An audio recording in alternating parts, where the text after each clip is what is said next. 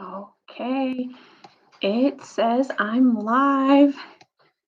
Um, Hello everyone. Welcome to Storytime with Srta Pikula. Um, this is still really strange for me. Uh, but I'm glad you're here, whoever you may be. Uh, and yeah, we're gonna do more Storytime live. Uh, and I'm gonna tell because in our age of technology and staying at home, uh, I want to share a story with you. I'm going to share a student story with you um, about technology. So one time, there I was. This was actually pretty recently. One of my students was building Legos with other students, and you know who you are. And he's sitting there, and he tells us this random, really cool uh, fact. And the girl there, she sits there and she's like, wow. How do you know all these things? And I told her, I was like, well, he probably reads a lot. And so she asked him. She was like, did you read that, Espen? No, I mean, oh, now I'm speaking Spanish. Okay, so anyways, he sits there and he looks at me and he's like, well, I learned it from Alexa. And I was like, oh, okay, of course, Alexa. And I looked at him and I told him, I was like, hey, I'm like, I know Alexa's cool, but Alexa creeps me out. And he looks at me full in the face, completely serious, and says, Alexa is a device. And I laugh, and he asked me, he's like, why does that creep you out? And I'm like, because like machines should not talk to me. So that is my my little student story. I only GPS should talk to you. Um, that helps me a lot.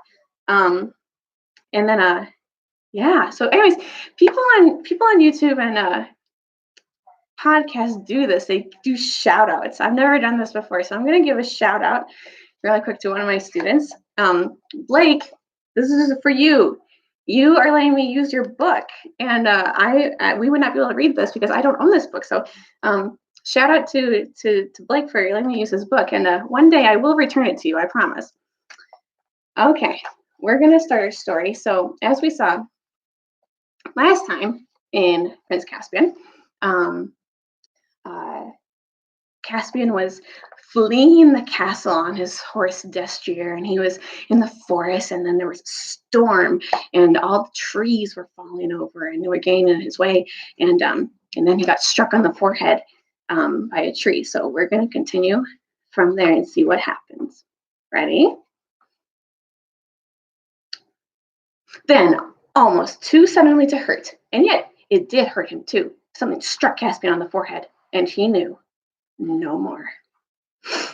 When he came to himself, he was lying in a firelit place with bruised limbs and a bad headache.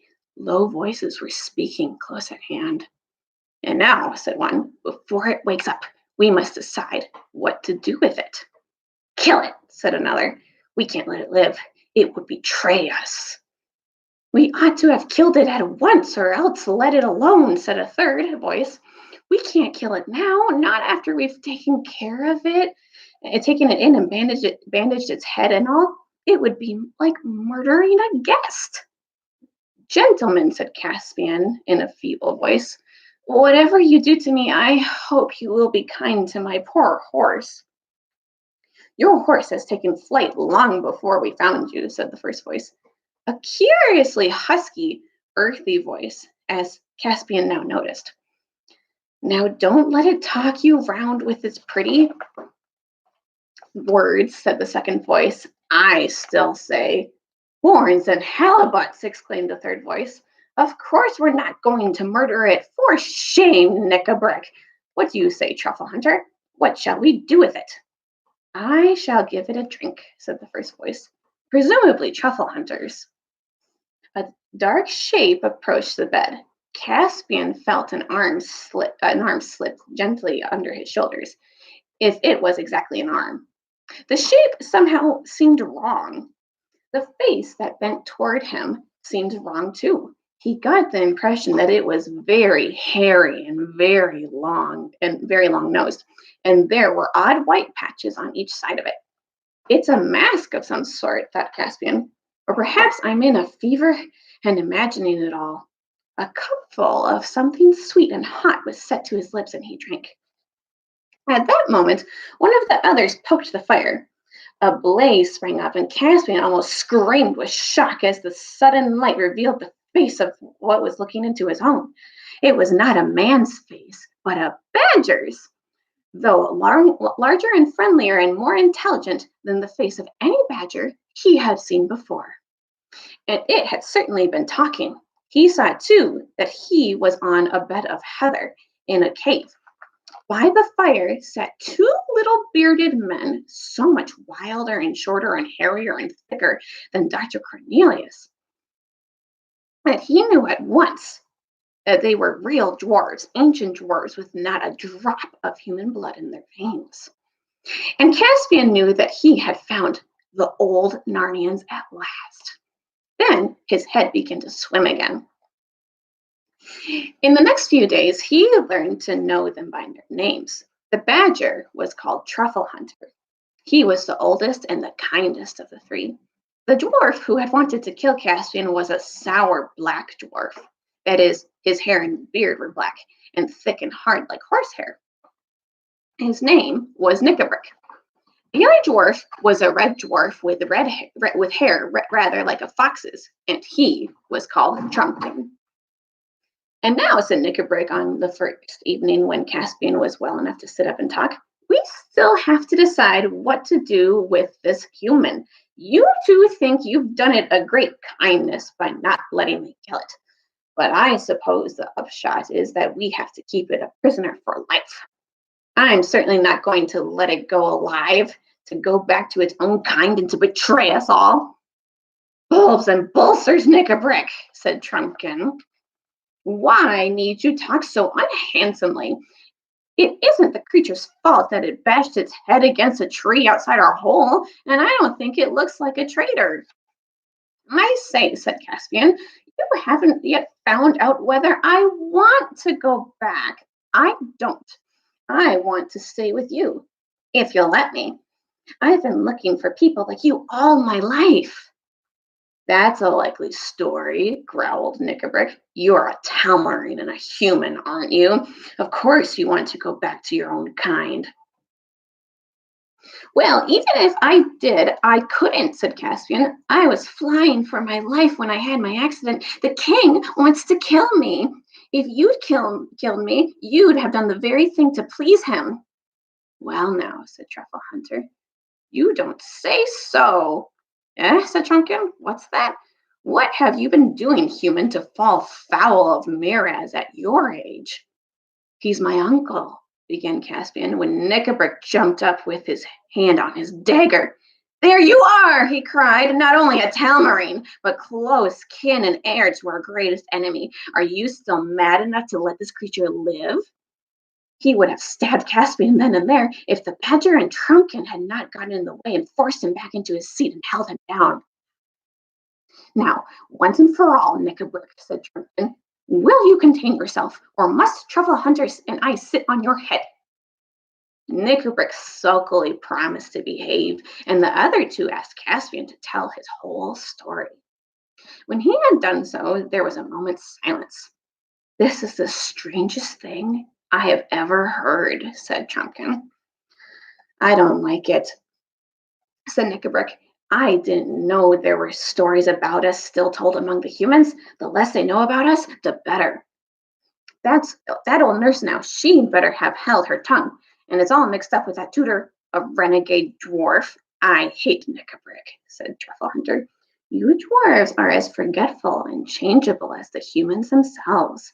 I am a beast, I am, and a badger, what's more. We don't change, we hold on. I say great good will come of it. This is the true king of Narnia we've got here, a true king coming back to true Narnia. And we beasts remember, even if dwarves forget, that Narnia was never right, except when a son of Adam was king. Whistles and whirligigs, Truffle Hunter, said Trumpkin. You don't mean you want to give the country to humans? I said nothing about that, answered the badger. It's not men's country. Who should know that better than me? But it's a country for a man to be king of. We badgers have long enough memories to know that. Why, bless us all, wasn't High King Peter a man? Do you believe all those old stories? Asked Trumpkin. I tell you, we don't change, we beasts, said Truffle Hunter. We don't forget. I believe in the High King Peter and the rest that reigned at Caraparavel as firmly as I believe in Aslan himself. As firmly as that, I dare say, said Trumpkin. But who believes in Aslan nowadays? I do, said Caspian. And if I hadn't believed in him before, I would now. Back among the humans, the people who laughed at Aslan would have laughed at the stories about talking beasts and dwarves. Sometimes I did wonder if there really was such a person as Aslan. But then sometimes I wondered if there were really people like you. Yet there you are. That's right, said Truffle Hunter. You are right, King Caspian, and as long as you will be true to old Narnia, you shall be my king. Whatever they say, long life to your majesty. You make me sick, Badger, growled Knickerbrick. The High King Peter and the rest may have been men, but they were a different sort of men. This is one of the cursed Telmarines. He has hunted beasts for sport. Haven't you now? He added, rounding suddenly on Caspian. Well, to tell the truth, I have, said Caspian, but they weren't talking beasts. It's all the same thing, said Knickerbrick. No, no, no, said Truffle Hunter. You know it isn't. You know very well that the beasts in Narnia nowadays are different and are no more than the poor, dumb, witless creature you'd find in Calormen or Telmar. They're smaller too. They're far more different than us, and from us than the half dwarves are from you. There was a great deal more talk, but it all ended with the agreement that Caspian should stay, and even the promise that, as soon as he was able to go out, he should be taken to see what Trumpkin called the others. For apparently, in these wild parts, all sorts of creatures from the old days of Narnia still lived on in hiding.